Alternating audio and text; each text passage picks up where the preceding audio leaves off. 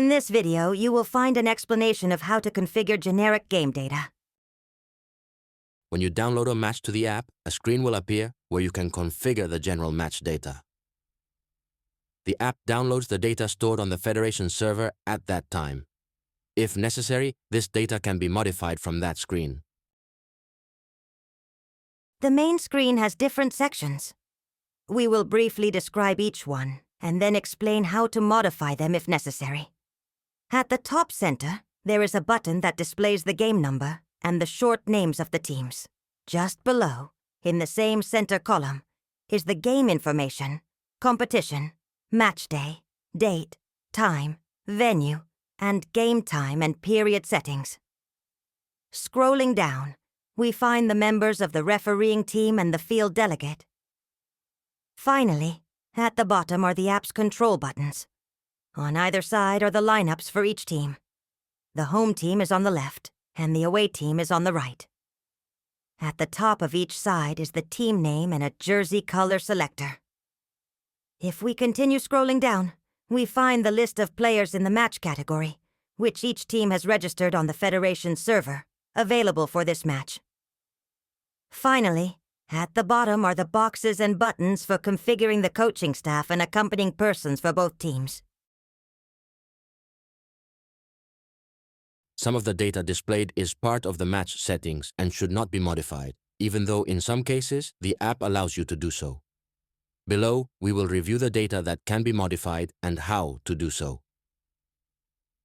The button at the top center shows the match number, followed by the short names of the teams playing. Clicking on this button opens a drop-down menu showing all the matches available for that day. Clicking on the blank box in the first position exits the match and returns to the home screen. Clicking on the top button again brings up the list where you can reselect the match, which will open as it was when you left it. You will notice that a pencil icon appears next to some data. This means that the app allows you to edit that data. The same applies to the competition, match day, or venue in the same menu. Although the app allows you to do so, remember never to modify this data, as it is part of the internal configuration of the match. Clicking on the calendar symbol next to the date will bring up a menu, allowing you to select the date of the match. This information is provided by the Federation server and should not be modified. Clicking on the time will open a menu. In this case, it is important to indicate the actual start time of the match. It should be noted that it will be up to the head referee to indicate any changes to this section, and to decide whether it is necessary to file a report explaining any possible delay in the start of the match. Finally, we will find some game configuration data, such as the number of periods, their duration, and the duration of overtime, which cannot be modified, as they are set for each competition. Continuing down the center column, we find the members of the refereeing team. In the case of referees, you will see that the box containing their name has a triangle which, when clicked, opens a menu. If you need to add a new referee, you should do so by clicking on the whistle at the bottom center of the screen. Kiege. Enter the referee's license number and click on the whistle next to it. If the app cannot find the data, you will need to manually enter the referee's first and last names in the scoreboard name field. When you fill in this field, the name field is also filled in automatically. Clicking on the triangle in each field will open a drop-down menu where you can select the referee from the names that appear in the list. Even if the app allows it, the field with the name of the main referee cannot be left blank.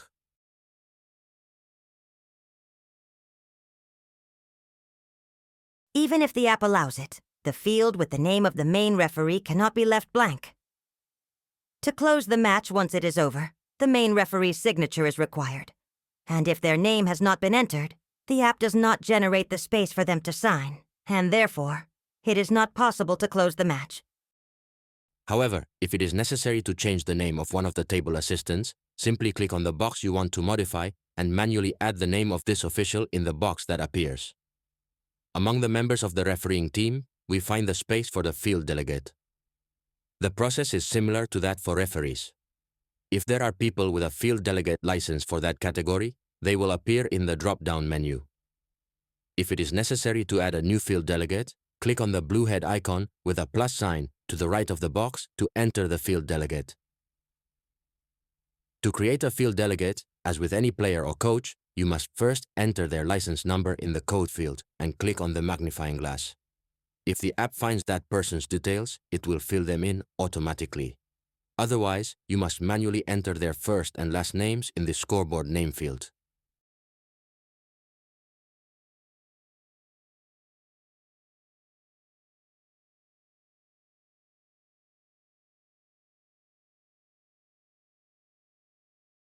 Finally, next to the team names, above the list of players, there is a pencil icon.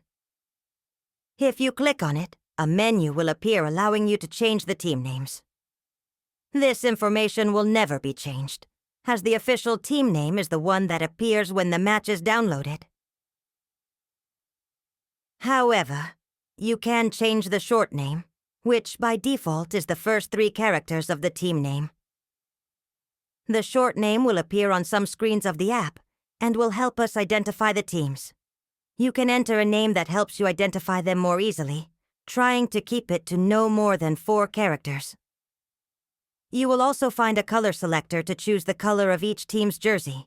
By default, the program assigns the colors green and blue. Like the short name, this is a visual tool that will help you identify teams and attacking systems during the game.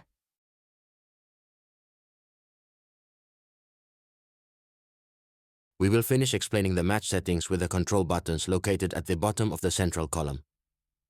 These are the icons that we will explain from left to right. First, there is a paper airplane icon that, when clicked, forces the data in the app to be sent. Next to it is the whistle icon for adding a referee, which we have already discussed. On the sheet in the center, we can access the report, writing, and match postponement functions, which we will explain in another video. The computer disk next to it is used to save all the notes we have made so far in the digital record of this match. It is recommended that you regularly save the data you enter when configuring the match and teams, as this data is not saved automatically. Finally, on the right, there is a green triangle that is used to access the match data entry screen. In this case, as you can see, we cannot access it, as the team lineups still need to be configured.